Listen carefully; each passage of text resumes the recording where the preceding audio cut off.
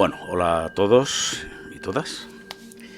Eh, Esta vez vamos a hablar de un tema relacionado con las pirámides, con el antiguo Egipto, con la civilización egipcia. Ya lo hemos tocado aquí otras veces, ¿vale? No, a mí es un tema que me gusta mucho. Yo al principio, cuando estaba introducido en el tema de los misterios, estaba estudiándolos. La verdad es que siempre lo he hecho, ¿no? Porque es algo que me gusta mucho y de siempre, ¿no? Pero fijaros, el tema del antiguo Egipto me ha resultado siempre como algo aburrido, ¿no? Están allí las pirámides de hace un montón de miles de años y bueno, y ahí siguen sin ir para atrás ni para adelante, ¿no? Pero nada, eso es un error como una catedral. El antiguo Egipto no te voy a decir como los ovnis, pero es un tema que todavía a fecha de hoy, a 2024, pues tiene un montón de misterios. Es que todavía hay un montón de temas que no están resueltos ni por la arqueología tradicional y ortodoxa, como vamos a ver ahora, ni siquiera por, bueno, pues determinadas teorías de conspiración, ¿no? Hace unos días, tuve la suerte de asistir a una conferencia de Nacho Ares en la Casa Espírita de Madrid, ¿vale? Bueno, pues tratándose de quién es, ya sabéis que la conferencia pues, fue sobre el tema en concreto de la Gran Pirámide de Keops, que es, digamos, el objeto más misterioso de todos los que hay allí en el antiguo Egipto. Y bueno, pues Nacho Ares, que es un gran egiptólogo, nos puso un poco al día de las últimas novedades sobre este desconcertante monumento. Yo os recomiendo que a los que viváis en Madrid, no os perdáis estas conferencias que nosotros en el círculo de los amigos del misterio de Madrid llamamos los saraos.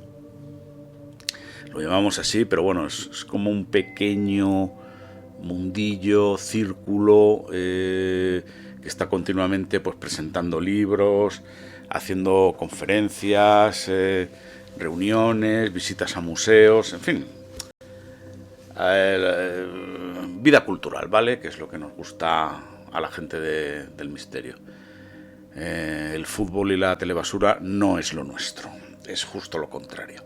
Entonces, ahora mismo en Madrid, gracias a estos saraos que decimos, hay un montón de esas presentaciones. Pues fijaros, todas las semanas hay algo, 3 o 4 hay para elegir.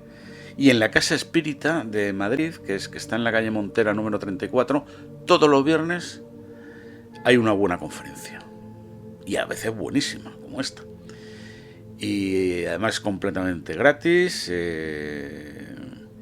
Es una gente extraordinaria, tienen allí libros, hacen unos pases energéticos que te puedes apuntar a ellos si quieres. Merece mucho la pena, a la gente que os gusta el misterio. Y el único inconveniente es que, bueno, pues esto, digamos que ya tiene gente seguidora y hay que ir con bastante tiempo de antelación para pillar un sitio. Y los sitios tampoco son muy cómodos, pero bueno, las conferencias ahora las hacen de tal manera que no duran 3/4 de hora y ya está, ¿no? Entonces, a ver, para quien no conozca la trayectoria de Nacho Ares, pues diré que es uno de los mejores egiptólogos de España y arqueólogo, ¿vale? Y que lleva toda la vida estudiando las pirámides de Egipto. Si os gusta el misterio, seguro que lo conocéis por su amplia actividad divulgativa de la egiptología en muchos medios de comunicación, en radio, en televisión, en podcast. Este hombre pues está en todos los sitios, ¿no? Ha salido en Cuarto Milenio muchas veces, etcétera. Y ahí me llamó la atención en esta conferencia varias cosas, ¿no? Pero bien, si conocéis la trayectoria de este hombre en su juventud, Nacho Ares pensaba que la construcción de las pirámides de Egipto, en particular la de Keops, Kefren y Micerinos, que son esas 3 pirámides que salen siempre en todas las fotografías, pues es un tema, como pensamos muchos, ¿no? Es un tema muy misterioso y no resuelto realmente, ¿no? Eso lo pensaba él de joven. Luego ya como arqueólogo ortodoxo y reputado, pues yo se lo he oído varias veces, pasó a pensar que efectivamente sí fue posible para una civilización como la egipcia de la cuarta dinastía que acometer la construcción de tan magna obra. Y en esta conferencia que tuve la fortuna de oír, pues dio como un pasito para atrás, ¿no? Lo dijo él mismo con sus propias palabras. No tenía dudas de que las pirámides habían sido hechas por los egipcios, pero, siempre hay un pero, ¿verdad? Había cabos sueltos, enigmas no resueltos y determinadas cuestiones que no estaban claras y no estaban completamente cerradas.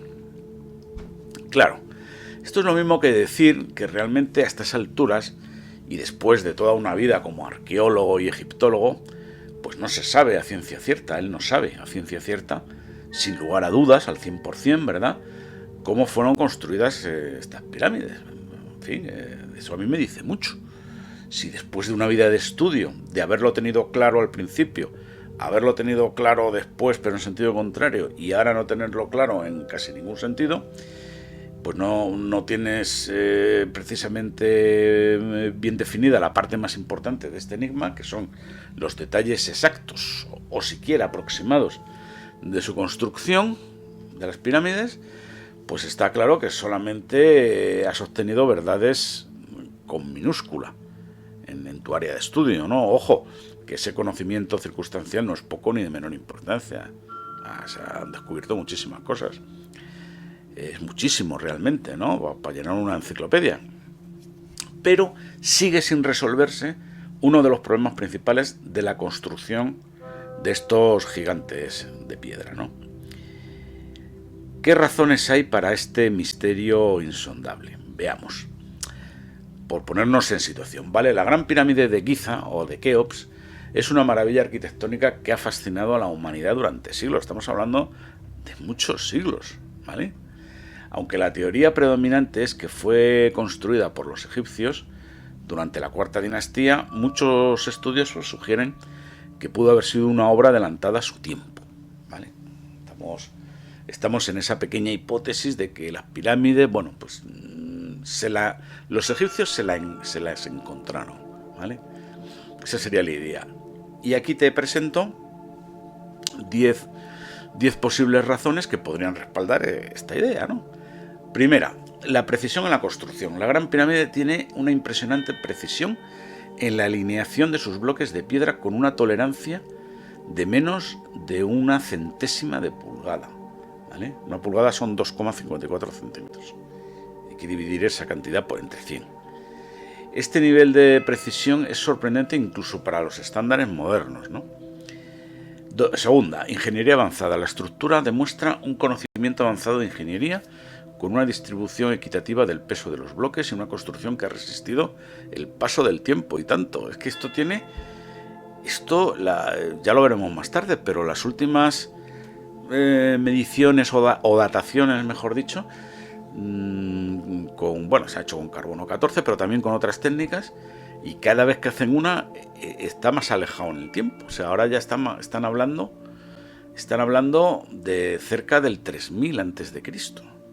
O sea, estamos hablando de que estas pirámides tienen 5000 años, ¿vale? Tienen 5000 años. Entonces, oye, por mucho que tú digas, como decía Nacho Ares, no, es que estaban construyéndole un monumento a su Dios. Y claro, cuando es Dios, te movilizas toda la energía de un pueblo, ¿no? Pero, joder, sí, tú moviliza, pero que son 5000 años. Que esta gente no conocía ni la rueda. Tercera razón, alineación con los puntos cardinales. La Gran Pirámide está perfectamente alineada con los puntos cardinales, con una precisión asombrosa, considerando la época en la que se cree que fue construida, ¿vale? O sea, no había ningún instrumento de precisión hace 5000 años para saber qué era el este, el oeste, el norte y el sur. Eso era poco menos que a ojo de buen cubero.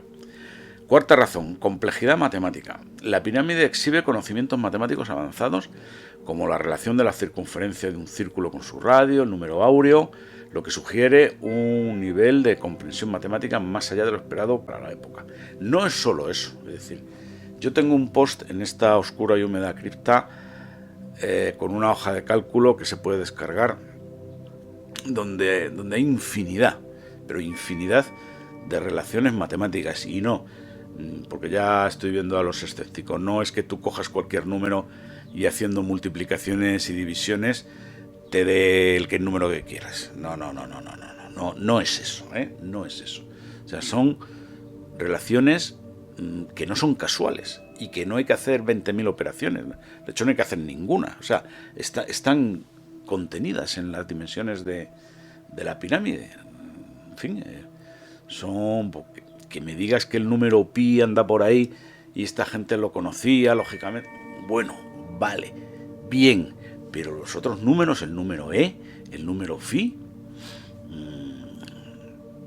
eso no me lo creo. Quinta razón, elevación a nivel del mar. La elevación de la pirámide coincide con la posición del nivel del mar en la Tierra, lo que podría indicar un conocimiento avanzado de geografía y topografía. Sexta razón, alineación con las estrellas, y ya veremos que esto es muy importante. Algunas teorías sugieren que la disposición de las pirámides de Giza o Keops, bueno, de las tres pirámides realmente, ¿no? La Giza es la meseta o el área donde se han construido las pirámides de Keops, Kefren y Micerinos. Bueno, pues reflejan las posiciones de las estrellas del cinturón de Orión, lo que podría indicar un conocimiento astronómico avanzado, ¿no? Y no solamente lo de Orión, son más cosas. Séptimo, duración de la construcción. Bueno, pues a pesar de las estimaciones convencionales que sugieren un periodo de construcción alrededor de 20 años, algunas teorías sugieren que la complejidad de la pirámide hace difícil creer que se haya construido en ese corto periodo de tiempo. Vamos a ver, eso es completamente falso. O sea, que ese grupo de tres pirámides... Y no hablamos de las otras, es decir, porque en Egipto hay un montón de ellas más, pero concretamente la Gran Pirámide, que es la que supuestamente sirvió de túmulo funerario para Keops. Keops es un hombre, no es un dios, aunque así lo creían a los egipcios. Es decir, no pudo vivir mucho tiempo de faraón mientras que le construían la pirámide. Nacho Ares, en la conferencia, una de las cosas que dijo, aparte de lo que ya os he contado, es que, bueno, pues haciendo investigaciones y no sé qué, pues han llegado a la conclusión de que Keops reinó no durante 20 años, sino durante más. Probablemente, él decía 40. Bueno, a ver si ahora resulta que Keops va a tener 200 años. A ver, me da igual, que sean 30, 35 o 40 años, me da lo mismo. Que tú no haces una pirámide de esas en 35 años, ni menos en 20. Octava razón, tecnología de corte de piedra avanzada. La precisión con la que se cortaron y colocaron las piedras en la pirámide sugiere el uso de herramientas de corte avanzadas, según algunas teorías. A ver, ¿qué dice la arqueología tradicional? Nacho Ares en la conferencia dijo otra cosa sobre esto, porque se le preguntó además, y me parece que lo que dijo era razonable, ¿vale? Él lo que decía es, con sierras de cobre tú no cortas piedra, y es lo que esta gente conocía. La metalurgia del antiguo Egipto es una metalurgia basada en el cobre, que es un metal blando, ¿vale?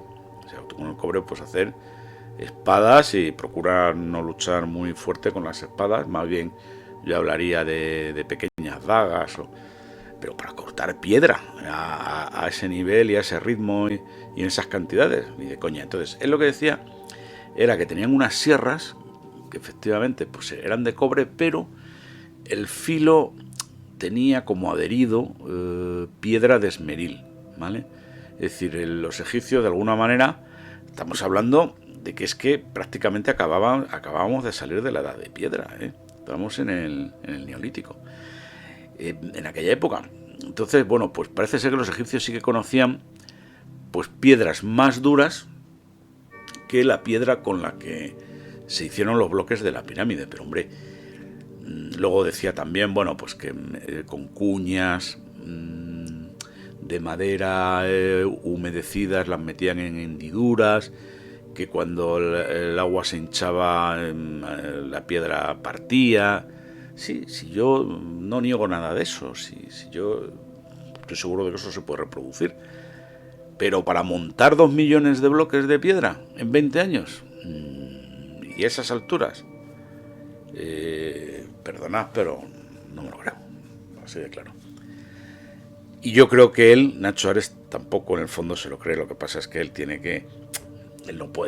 no puede soltar esas historias y no puede convertirse en un teórico de la conspiración y tal, porque le quitan el programa en la SER y lo desprestigian, ¿no? Novena razón, inscripciones misteriosas. Algunas inscripciones y marcas dentro de la pirámide han desconcertado a los investigadores y se argumenta que podrían indicar la presencia de una civilización más avanzada. Décima razón, falta de evidencia directa de la construcción. Esto es muy importante, ¿eh? Aunque hay evidencia arqueológica que respalda la teoría de que los egipcios construyeron una pirámide, bien, algunos argumentan que la falta de registros directos sobre su construcción podría sugerir la participación de una civilización anterior o más avanzada.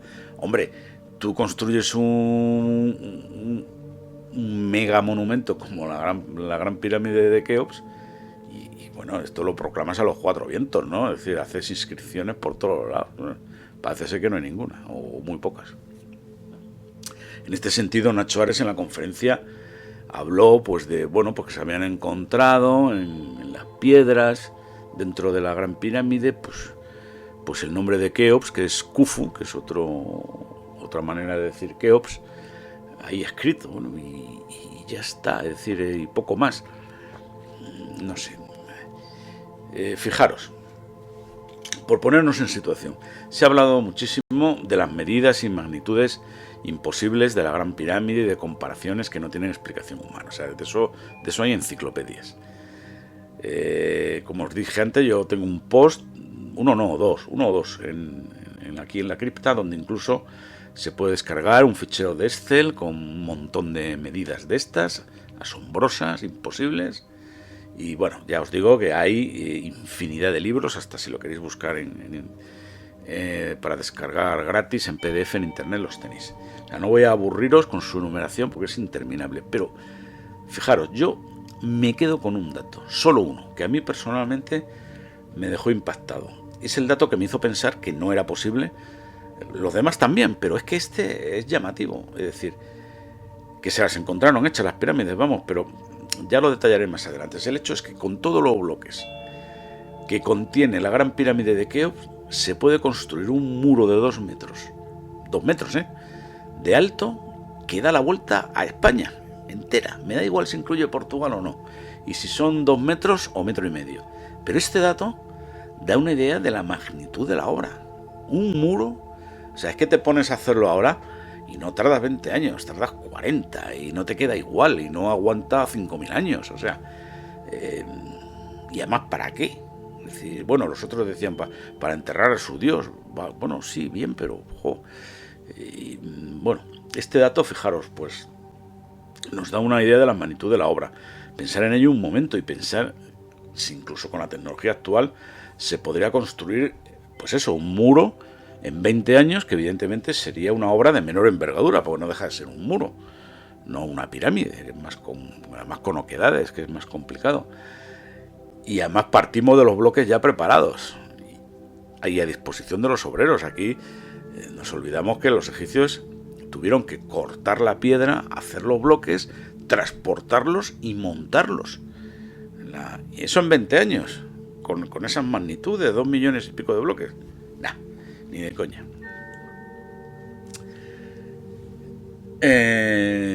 Bueno, en la conferencia de Nacho Ares, pues se echó un poco de agua al vino en este sentido, diciendo, bueno, que en realidad pues no son tantos bloques los que contiene la Gran Pirámide, básicamente por 2 motivos. Está asentada sobre un montículo de granito que le daría firmeza y rebajaría un buen pellizco del número de bloques. Y parece ser, esto lo han estimado, que partes del interior de la pirámide estarían rellenas de escombro y arena para ahorrar piedra. A mí este último punto me parece poco verosímil. Yo, o sea, no digo que no, ¿vale? O sea, seguro que hay huecos que están rellenados, pero eso no pueden ser huecos muy grandes, porque si no se hunde la pirámide. O sea, tú ponte a hacer una montañita de escombros de 150 metros de alta, ya verás dónde se te va. Y los siglos que te aguantan, o las horas que te aguantan. Bueno, vamos a hablar de los canales misteriosos, que yo es el tema en el que quiero centrarme aquí, ¿no? De los millones de cosas que se puede hablar de este tema de las pirámides. Antes de entrar en mi teoría que no es mía realmente, pero bueno, ya lo veréis, sobre la construcción de la Gran Pirámide, pues vamos a ver algún punto más que se comentó extensamente además en la conferencia de Nacho Ares, y que a mí me ha parecido súper interesante. Es un tema que yo andaba detrás de hablar de ello tiempo, y bueno, pues con motivo de esta conferencia pues ha llegado el momento, ¿no? Se volvió a hablar del tema de los canales de ventilación, ¿vale? Aunque se llaman canales de ventilación, su verdadero propósito sigue siendo un misterio y ha generado muchas teorías. Como sabéis, la mayoría pues son unos canales de sección cuadrada del tamaño de un azulejo, o sea, un cuadrado de 20 por 20, vamos, centímetros, y que en teoría sirven pues para eso, ¿no? Para la ventilación. Bueno, son canales que atraviesan la pirámide. Bueno, pues puede ser, pero no sé, aquí hay algo que no me encaja en eso de la ventilación, ¿no? Como se dice ahora, no lo sé, Rick, parece falso. Existen, veréis, dos parejas de canales. Está la Cámara del Rey, que es una oquedad que hay en el centro de la pirámide, y debajo de la Cámara del Rey está la Cámara de la Reina, ¿no? Que es otra oquedad, ¿no? Otra sala. Y partiendo de cada una de esas dos salas salen dos canales de cada sala, de estos 20 por 20 centímetros, que atraviesan toda la pirámide. Los que parten de la Cámara del Rey efectivamente llegan hasta las paredes exteriores, y sí, esos podrían ejercer esa función de canal de ventilación, pero por ejemplo los canales de la Cámara de la Reina mueren en medio de la masa maciza de la pirámide, con lo cual nunca van a poder ejercer esa función, esa supuesta función, ¿no? Para mí esto invalida la teoría de que sean canales de ventilación. Son dos construcciones muy similares, pero una desemboca en el exterior y la otra no tiene mucho sentido, ¿no? Pensarlo bien. No, hay algo que no encaja. Además hay un hecho muy importante. Los canales de la Cámara del Rey son más largos y apuntan hacia las estrellas circumpolares, como si estuvieran alineados con la estrella polar. Quedaros con ese dato. La Gran Pirámide de Giza, también conocida como la Pirámide de Keops, es una de las estructuras más fascinantes de la antigüedad. Entre sus características intrigantes se encuentran estos llamados canales de ventilación, que estamos hablando de ellos, pasajes estrechos y largos que se extienden desde la Cámara del Rey y la Cámara de la Reina hacia el exterior de la pirámide. Ya hemos visto que no pueden ser canales de ventilación, esto no, vamos, para mí está claro, y su verdadero propósito pues sigue siendo un misterio 5.000 años después, y ha generado muchas teorías. Luego ya veremos que una de las teorías encaja con la que os voy a contar de construcción de las pirámides, y con eso enlazamos, ¿no? Pero el tema es complejo, veréis. Los canales fueron descubiertos inicialmente por el arquitecto británico Wyman Dixon en 1872, quien logró perforar una pequeña abertura en el revestimiento de la pirámide y descubrir el canal de la Cámara del Rey. O sea, este tío se subió a las paredes exteriores de la pirámide, por algún motivo sabía que allí había un canal, o hizo un agujero, lo vio, y se puso allí a agujerear y descubrió el canal. 1872, ¿vale? En la década de 1990, el ingeniero alemán Rudolf Gantenbrink utilizó un robot para explorar los canales y descubrió dos puertas pequeñas al final de los canales de la Cámara del Rey. A ver, este hombre, podéis buscar el vídeo en YouTube, lo que hizo fue meter por allí un robot que llegó, subiendo por esos canales estrechísimos, llegó a una puerta. Claro, una puerta del tamaño de un azulejo de 20 por 20. ¿Y qué hace una puerta de 5.000 años ahí, tapando ese canal? Y además, ¿cómo metieron esa puerta? Bueno, claro, si está al final, pues me imagino con algunos palos o algún bastidor o algo así, pues, pero que la puerta tiene bisagras y todo. En fin. A pesar de estas investigaciones, el propósito exacto de los canales de ventilación sigue siendo un enigma. Los egiptólogos y arqueólogos continúan estudiando la Gran Pirámide en busca de respuestas sobre la función y el significado de estos misteriosos pasajes. Las puertas halladas en los canales de ventilación de la Gran Pirámide son parte de uno de los descubrimientos más intrigantes y debatidos, es lo que os comentaba antes. Gantenbrink, este alemán, en los años 90, utilizó un robot que es llamado U-Boat 2 para explorar los canales. Y se encontró dos pequeñas puertas. Es que se abrió una de las puertas porque el robot pudo abrirla o no. O metieron allí una cámara. Mirar el vídeo, que es muy interesante. Y lo que se encontró al otro lado fue otra puerta. Bueno, pues estas puertas son conocidas como puertas de Gantenbrink en honor a este arqueólogo alemán.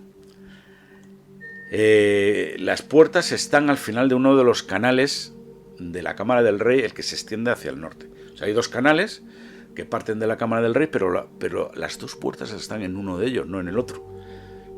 ¿Por qué?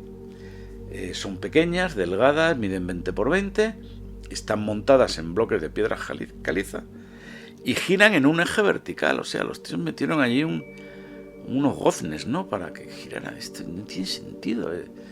Es algo, bueno, sí lo tiene con la teoría que más tarde voy a explicar, ya lo veréis.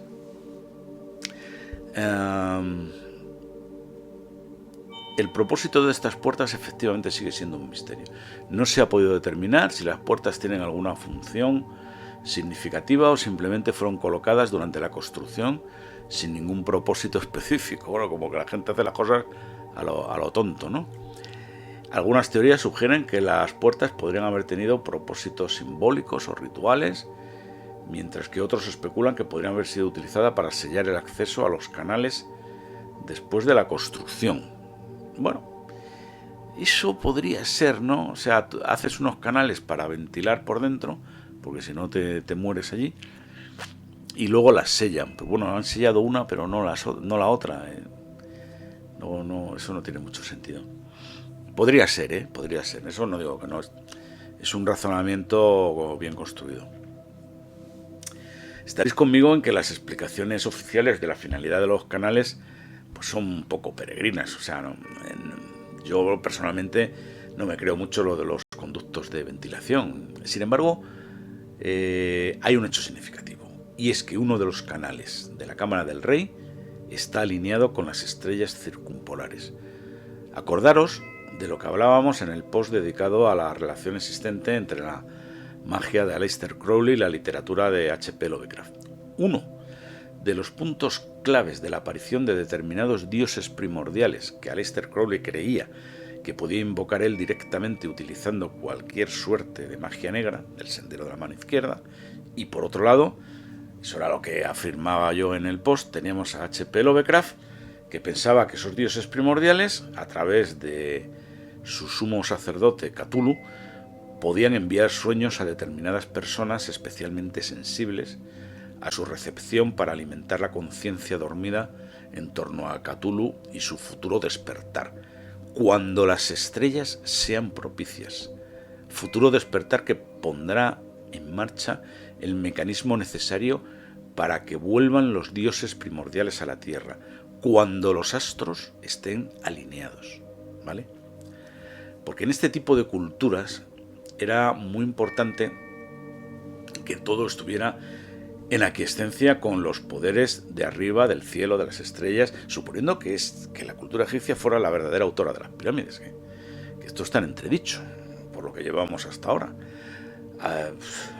Algo que, esto de que estas culturas, las estrellas y tal, a mí siempre me ha parecido un poco extraño.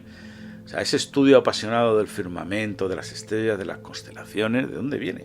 Estamos hablando de culturas que no conocían la rueda. A duras penas el fuego y algo de metalurgia rudimentaria, vaya, que habían salido de la edad de piedra pues hace poco. Hacía poco tiempo que el interés de estos hombres cuando se levantaban por la mañana era saber si iban a comer o no. No cómo había cambiado la constelación de Piscis en los últimos 50 años a base de observaciones. Eso lo haces cuando todo lo demás está asegurado. Y cuando tienes una madurez cultural mucho más elevada de la que tenían estos, ¿no? Pero bueno, esto ya son especulaciones. Continuemos. La esfinge y el origen de la astrología. Ahora, olvidaros de esto, de la conferencia de Nacho Ares, de estas especulaciones que venimos haciendo sobre los canales, etcétera. Y os voy a contar una historia alternativa de cómo se pudieron construir las pirámides. Y los oscuros siglos anteriores a esa posible construcción que se pierden en la noche de los tiempos. Había un rey llamado Nemrod, que fue uno de los principales jefes reyes que construyeron la Torre de Babel, ¿vale? La Torre de Babel se construyó después del diluvio universal, pues como una muestra de soberbia de los hombres para querer subir al cielo y verse con Dios. Entonces, ya sabe lo que dice la Biblia, ¿no? Dios confundió las lenguas y por lo tanto no pudo continuarse la Torre de Babel, porque hasta la fecha todos los hombres hablaban la misma lengua, que debió ser el indoeuropeo, pero bueno, también son especulaciones. El caso es que esa torre quedó inacabada porque se confundieron las lenguas y se dispersaron las tribus. Y Nemrod fue uno de los jefes o reyes que estaba en la construcción de la Torre de Babel. Bueno, Nemrod fue el antepasado de Derketo y de Semiramis, que posteriormente recibieron veneración como dioses. Nemrod edificó la ciudad de Babilonia con las piedras de la ruina de la Torre de Babel, es decir, las tribus que la construían salieron en desbandada, aquello quedó hecho un desastre, y Nemrod construyó Babilonia. Nemrod puede que sea un personaje mitológico, pero Babilonia no. Babilonia es real. Con las ruinas de la Torre de Babel, ¿vale? Y Semiramis, que fue una descendiente suya, pues terminó la construcción de Babilonia, ¿vale? Nemrod también puso los fundamentos de la ciudad de Nínive, que también es real y sale en la Biblia. Esto no es mitología, o sea, Nínive existe ahora mismo. Es la actual ciudad de Mosul, en Irak. Y las ruinas de Babilonia están en la ciudad de Hila, que también están en Irak. Nemrod forzaba a otros hombres a someterse a su tiranía. Ejercía un culto idolátrico, estaba lleno de crueldad, o sea, era una especie de rey terrorífico. Practicaba la magia, tuvo mucha descendencia y llegó a la avanzada edad de 270 años. Bueno, esto es algo así como bíblico y tal. Nemrod era un instrumento del demonio. Y recordad que estamos en una historia alternativa, ¿no? Esto no lo digo yo, sino que lo dice esa historia alternativa. Y muy dado a las observaciones de la astrología. De las mismas figuras y representaciones que él veía en los astros y en las estrellas, y con las cuales predecía cosas sobre pueblos y razas. Es decir, Nemrod se inventó, por inspiración del demonio, la astrología, ¿vale? O sea, no solamente observaba las estrellas, sino que además pues se le ocurría decir, bueno, pues si naces cuando la constelación de Leo está sobre tu cabeza, pues tú eres Leo, yo qué sé. O sea, fijaros que la astrología realmente, ¿de dónde se dice que viene? De Egipto, ¿vale? Y ya veremos cómo enlaza con esto, o de los caldeos. Los caldeos era toda esta gente, Nemrod, Babilonia, los asirios, Nínive, lo que ahora es Irak, Siria, Irán, todo eso lo llamaban también los caldeos. Y se dice que la astrología viene de ahí, que de ahí pasó a Egipto, ya veremos que tiene todo el sentido del mundo, y de Egipto ya, bueno, pues a Europa, ¿no? Bueno, pues este Nimrod construía luego imágenes e ídolos, o sea, aparte de inventar la astrología, como hemos visto, construía imágenes, ídolos, a los cuales pues obligaba a la gente a que fueran adorados como dioses, pero ejercía realmente un control mental sobre ellos. De este modo recibieron los egipcios la esfinge. O sea, la esfinge sería un ídolo inventado por Nimrod, bueno, pues que de alguna manera los egipcios luego construyeron en piedra y lo adoraban. Y los diversos ídolos de varios brazos y cabezas, que son todos invenciones de este rey, ¿no? Y que probablemente pasaron a la India. 70 años estuvo Nimrod empeñado y preocupado con estas visiones diabólicas, formando luego con ellas pues este culto a los ídolos, había sacrificios. Además de los sacrificios, instituyó una casta de sacerdotes para este culto idolátrico, lo de siempre, ¿no? O sea, esto empieza observando el cielo, sigues construyendo estatuillas, continúas adorando las estatuas, luego metes a sacerdotes, montas una religión, una iglesia, templos, y ya tienes montado el rollo, ¿no? Por medio de esta ciencia diabólica y por la violencia que ejercía, pues había logrado sujetar a las demás tribus y llevarlas al proyecto de la construcción de la Torre de Babel, ¿no? Estos fueron sus inicios. Y cuando se declaró la confusión de las lenguas, muchas tribus se separaron de su dominio y las más depravadas de ellas se dirigieron al mando de Mesraim a las tierras de Egipto, ¿vale? Y ojo, porque los judíos llaman a Egipto Mizraim, ¿vale? Porque esto luego, aquí en esta época no existían todavía ni judíos, ni hebreos, ni pueblo de Israel, ni nada. Esto es muy anterior. Pero ya se instalaron en Egipto unas tribus que venían de Babilonia, huidas por el tema de la confusión de lenguas de la construcción de la Torre de Babel, al mando de un tal Mesraim, y los judíos llamaban Mizraim al país de Egipto. O sea, esto hay que tenerlo en cuenta, ¿vale? Bien, hasta el momento tenemos que Nimrod pues sería un personaje influenciado o poseído por el diablo y que desarrolló una obsesión por las observaciones astronómicas. Construyen la Torre de Babel y por el relato bíblico sabemos que se confundieron las lenguas y una de las tribus confundidas marchó hacia Egipto. Por aquel entonces la astrología fue establecida ya como una ciencia oculta, la había inventado Nimrod, y vayamos ahora con una de sus descendientes llamada Derketo. Una de las hijas de Nimrod fue Derketo, que fue tenida como una diosa, y luego de Derketo se pasó a Semíramis, que fue su nieta, pasaron 3 generaciones, y se fueron sucediendo una hija detrás de la otra. Derketo era una mujer grande y fuerte, vestida con pieles, con muchos adornos colgantes de cuero y una especie de cola de animal. Había venido desde Babilonia.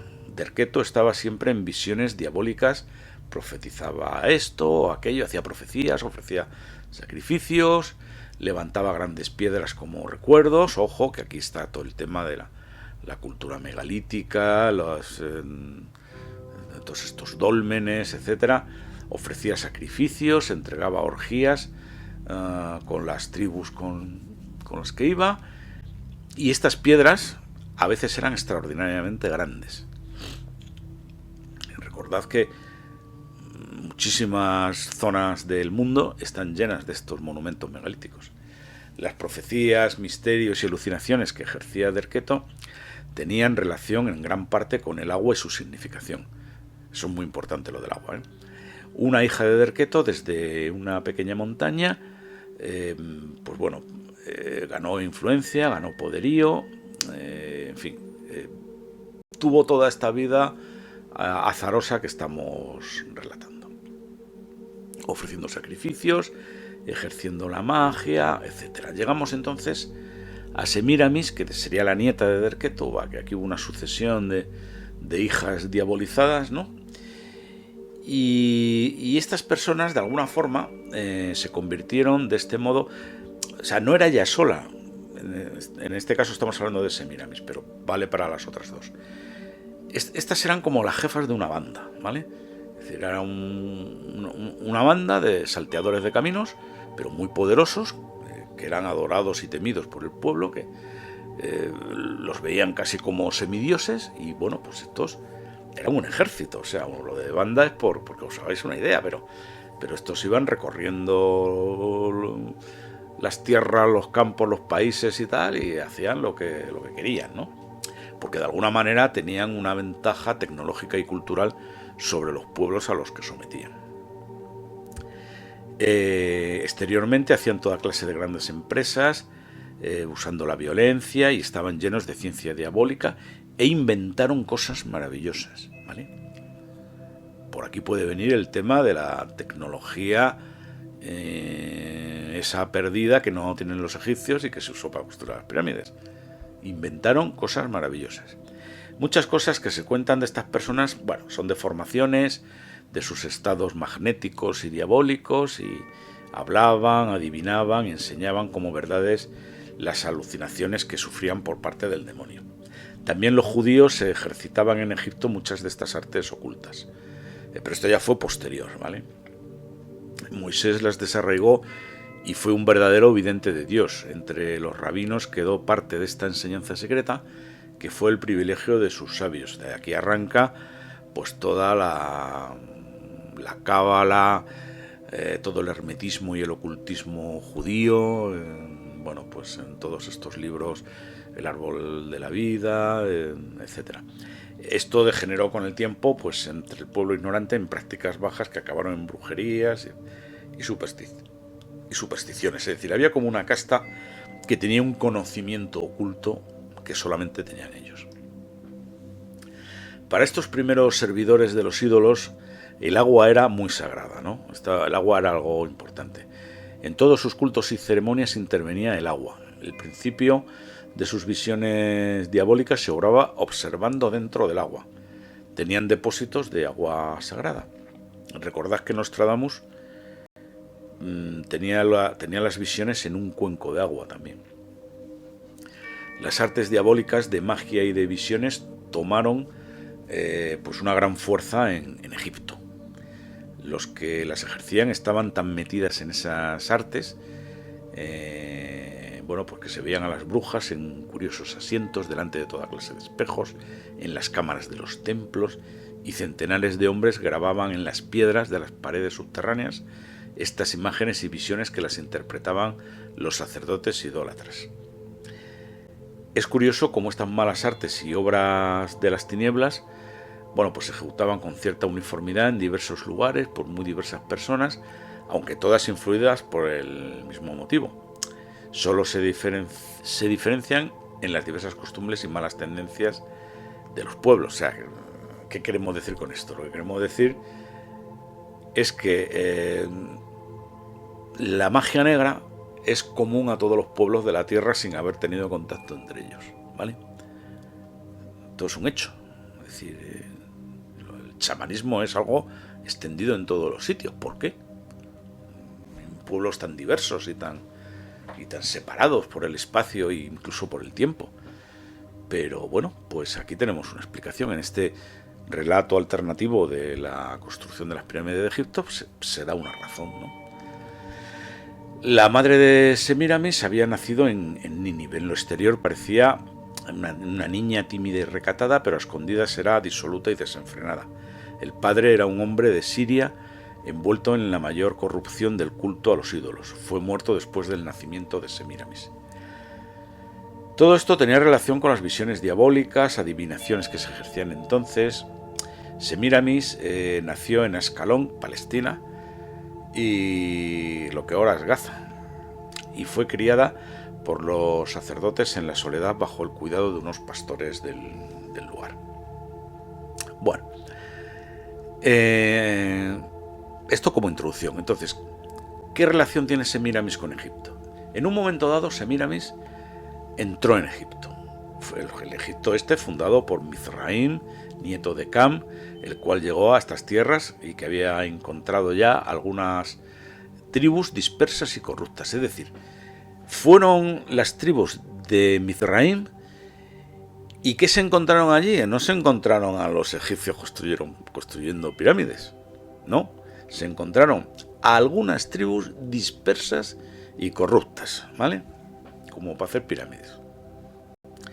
Cuando llegó Semíramis a Egipto había 4 ciudades. La más antigua era Tebas, la ciudad de Menfis, que estaba situada a la orilla izquierda del río Nilo. Y luego había una tercera ciudad que se llamaba Heliópolis y una cuarta ciudad que era Sais. Bueno, esto era lo que había de Egipto entonces. Semíramis fue muy honrada en Egipto y aumentó con proyectos y artes diabólicas la idolatría que allí se ejercía.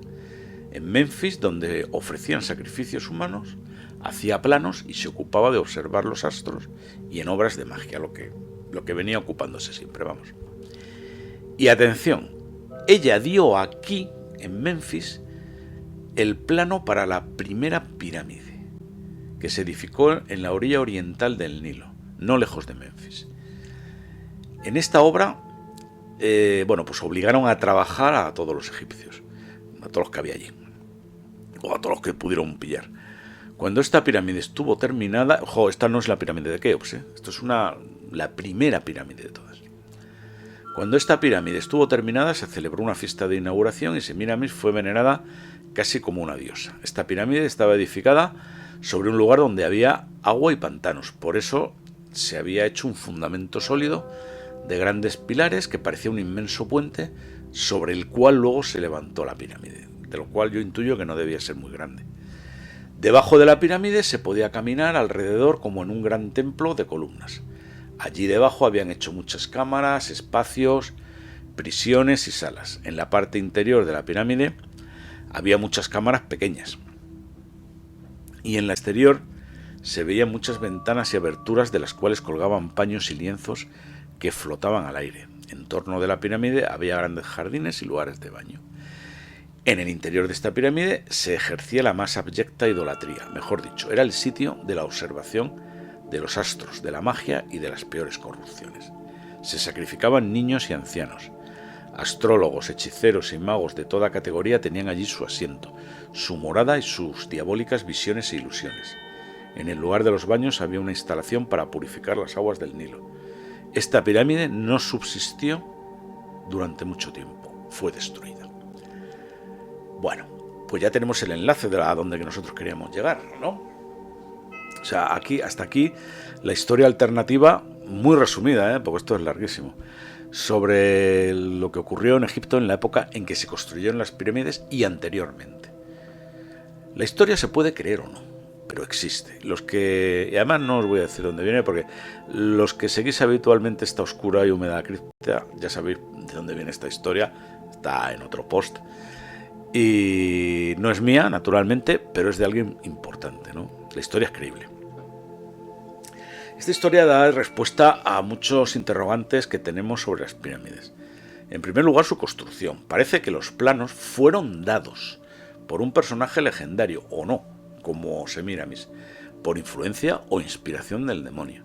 Esto explicaría la misma concepción del monumento, su grandiosidad y su misterio. Esa sensación de que las pirámides fue imposible de que le hicieran los egipcios, bueno, al margen de la propia imposibilidad material, está lo que desde mi punto de vista es una imposibilidad conceptual.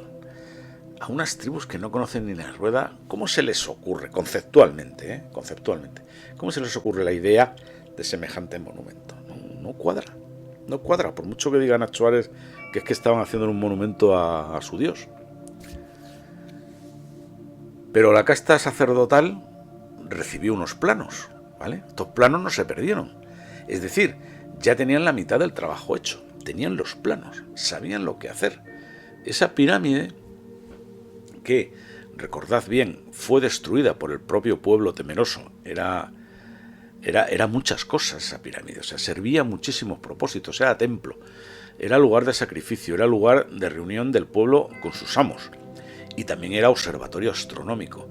Recordad que la historia dice que estas personas legendarias se dedicaban a la observación astronómica, que el propio Nenrod inventó la astrología, que esa primitiva astrología funciona por inspiración del demonio. Por eso es tan antigua la astrología y está universalmente extendida por muchos territorios y civilizaciones. Repito, sin conexión entre ellas. Esta primera pirámide fue destruida, pero los planos ya estaban dados a la casta sacerdotal, que bien pudieron construir el resto de las pirámides con estos planos. Los supuestos canales de ventilación de la pirámide de Keops tienen toda la pinta de ser sitios por donde se observan las estrellas, porque están apuntando hacia ellas, no a un punto al azar del cielo, sino a las estrellas circumpolares. Era una casta privilegiada esta casta sacerdotal con acceso a conocimientos que la masa no tenía. La historia alternativa cuenta también que la pirámide primigenia estaba llena de pequeñas cavidades, exactamente igual que la pirámide de Keops. Recientemente se ha descubierto otra, mediante una especie, esto lo contó Nacho Ares en la conferencia, mediante una especie de inspiración de unos egiptólogos, es decir, porque esto no se veía, había unos bloques gigantescos tapándolo. Metieron una cámara dentro de un tubo de plástico a través de una rendija ahí estrechísima y pues ahí estaba, una cavidad de 8 metros, se puede ver en internet perfectamente, lo buscáis y vamos, sale perfectamente fotografiada. 8 metros de cavidad con un techo a 2 aguas que no conduce a ninguna parte, que está allí en medio de los bloques y nadie sabe para qué sirve. Nadie. Ni los arqueólogos. Como sabéis, también se han descubierto huecos enormes desconocidos en otra zona de la pirámide. Nacho Ares nos dijo en la conferencia que había un hueco de 30 metros que estaba por ahí, en medio de la pirámide de Keops, y que bueno, pues claro, no hay manera de acceder a él sin destrozar la pirámide, ¿no?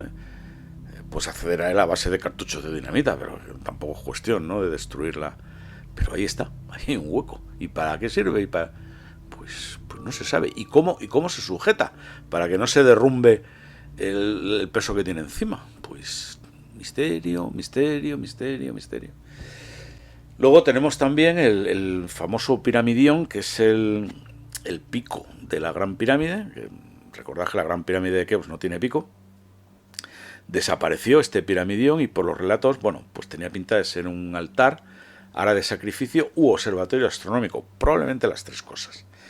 Así que tenemos un dudoso uso funerario de la pirámide, cámaras sin sentido, supuestos canales de ventilación con puertas, que además apuntan a las estrellas fijas, otros canales que no van a ninguna parte, huecos aún no explorados, en fin. Esto parece cualquier cosa menos un monumento funerario, ¿vale? En eso estaréis de acuerdo conmigo. Es demasiado extraño, demasiado raro, hay muchísimos cabos sueltos, muchas cosas sin explicar. Y según esta historia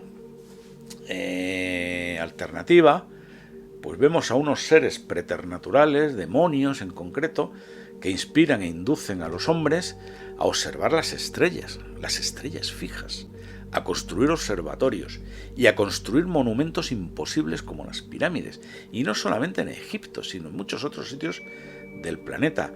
Esa es otra, porque hay pirámides en todos los continentes de la Tierra. ¿Qué pasa? ¿Que tienen hay franquicias o algo así? En la literatura de H.P. Lovecraft, otro ser preternatural, Cthulhu, incita a determinados humanos a rendir culto a los seres primordiales, que son muy parecidos a los demonios, en aspecto e intenciones. Y en la magia de Aleister Crowley y sus seguidores se invoca a todo tipo de seres para que aparezcan por un portal presuntamente abierto cuando se atrajo a Lam a la Tierra. Yo por mi parte lo voy a dejar aquí. Creo que la conclusión está bien clara, vamos. Ya os podéis hacer una idea de dónde quiero llegar y dónde he llegado realmente, ¿no? Porque, el hombre participó en la construcción de las pirámides solo como mano de obra barata. Los planos, la inteligencia y la tecnología fueron proporcionados por entidades no humanas. Hubo una primera pirámide, la protopirámide, podríamos decir, ya desaparecida, que fue modelo para las demás, con los planos y la experiencia de esa primera pirámide se construyeron las demás, por cierto, bastante desiguales entre sí. Esta tesis, con esta tesis explicamos muchos misterios, aunque no todos. Y es una tesis, claro, todo habría que demostrarlo. Todavía existe un lío bastante importante con las fechas, los periodos de las dinastías, los tiempos de las civilizaciones antiguas, etc. No hay mucho consenso en torno a eso porque, entre otras cosas, cada vez que se hace una datación en las pirámides, como dije antes, se retrasa más la fecha de su construcción. En fin, un misterio interminable que espero al menos que haber podido apuntar un par de ideas siquiera para reflexionar sobre este gran misterio.